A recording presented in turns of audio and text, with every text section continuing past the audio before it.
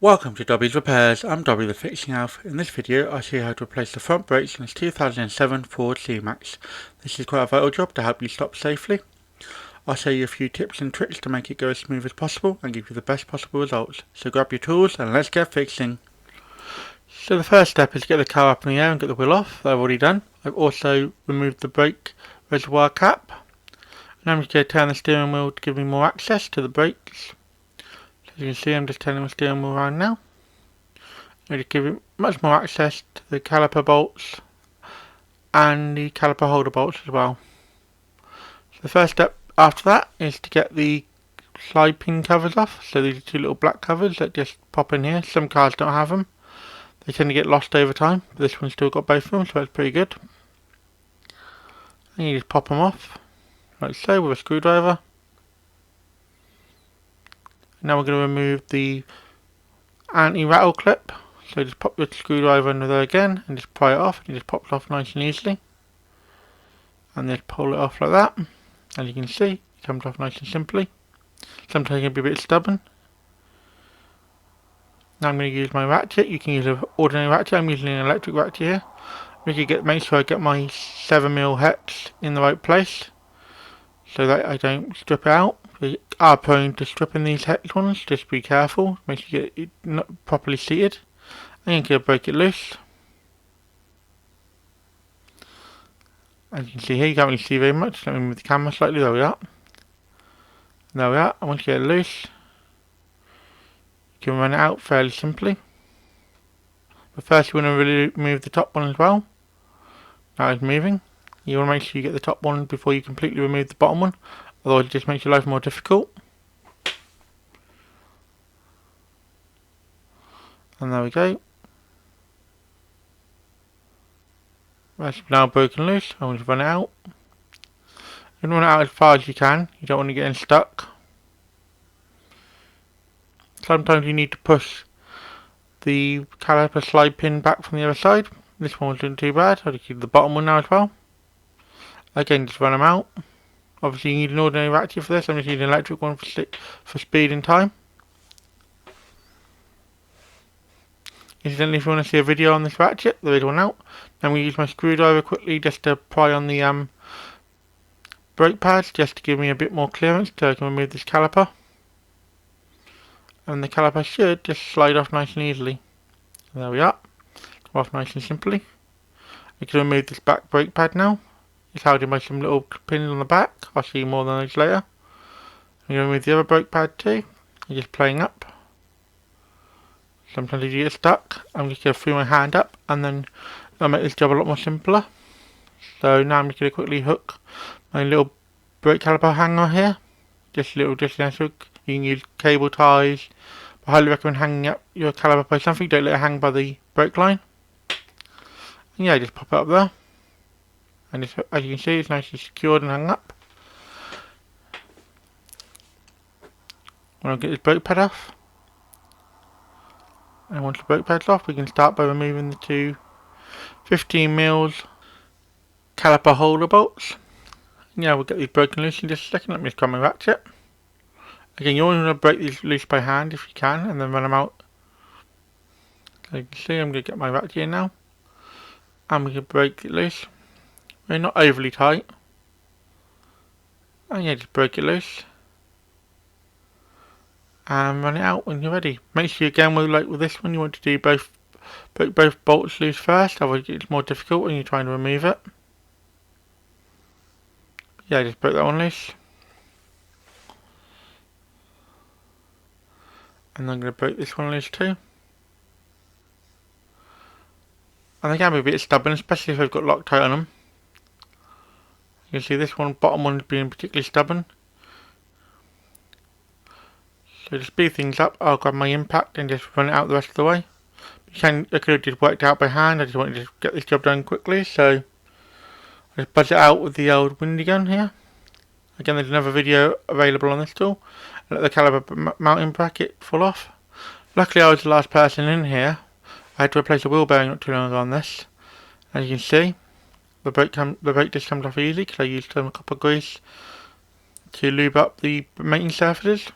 As you can see, it's a bit dirty, so we're going to clean that up now. So a bit of brake clean and a wire brush to give the surface a nice clean, clear off any corrosion that might be there. Not too much, most of this is just copper grease. And then we'll put some new copper grease on it after we give it another good spray down. So yeah, just a few dabs all over the place. Just be careful not to get it on the threads of the studs. You can clean it off if you do. Once you do clean it off, don't want it on there when you're tightening down the lug bolts, lug nuts, as I say. Now we're going to clean the brake disc off. This can of brake clean is empty, so I'm going to grab a new one. There we go. And give it a good old soaking, get the protective layer off, and just wipe it down. Now I'm going to pop it on. And again, it goes on fairly simply. Just line it up with the studs and push it on. Another cool tip is you can use a lug nut to hold it in place so it doesn't keep wiggling like this one on this. So as you can see, we can tighten it down by hand. And this just stops the disc from wiggling while you're putting the caliper bracket on, and just generally makes life a bit easier and less of a struggle. Now that's on. We're going to move on to cleaning up the caliper bracket. So this is the carrier bracket or caliper bracket, and we'll give it a good spray down and then get our wire brush in and just quickly clear off all the brake residue and rust so everything moves nice and smoothly. You can see I've got a little puddle of brake clean there that I'm just using to help clear the wire brush. Yeah, just generally give it a good clean in these little grooves. You want to get it as smooth as possible, get rid of as much rust and crud and crap as possible. You give it a quick spray down and we'll get it all nice and clean. Now that's clean. We can put it back on, which again is a fairly straightforward process. So what I'm going to do is line it up. I'm going to start these bolts by hand. You should always start all your bolts by hand.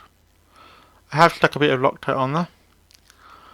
I will be torquing these down to 120 Newton meters. I haven't shown that in this video. I won't show that in this video, as I say. They will be torqued down to 120 Newton meters. We're going to run it down by hand first, get it all in, and then run it down with the ratchet. Just get them nice and tight. And there we are. It's very important you get these nice and tight. And I almost forgot, I'm going to clean up the caliper slide pins as well. So there's a bit of corrosion on the top here. And this was the top one. And then we get the paper out of the way. Just clear off all the corrosion and rust off the top slide pin. Sometimes you need to replace these. These ones aren't too bad really. Just got a bit dirty. And yeah, just spray it off.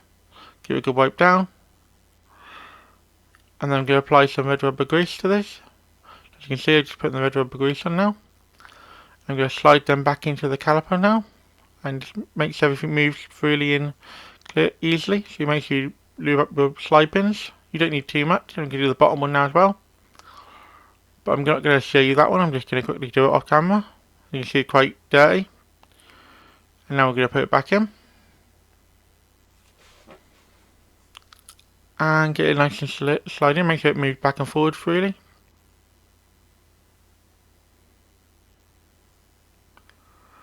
And now we can press the caliper. Again, this is quite a simple, straightforward job. There will be a video on this tool coming out very soon, so keep an eye on that, just to get it lined up. You can also use C-clamps, or just push it back by hand. Something's going to be a bit stiff, so I'm just using this tool because I've got it to hand. But yeah, as long as you can press the caliper back into the piston back into the caliper, you'll be fine. Yeah, fairly straightforward. As you can see, it's all now compressed down. Just sped things up. I didn't want you to have to sit around for ages while I did it. It don't take too long really, normally about a minute or two, but I just want to speed things up. There we are. And now we can put the caliper back on. I'm just going to also, before I do that, lube up the brake pads with a bit of this brake pad lube. Just on the ears here. Just get a nice thin coating on it, just helps things slide, and I found this stuff really helped make my brake jobs quieter, so well worth doing. There we are, and now we're going to put in the back brake pad in a minute. Just quickly adjusting this one. There we are.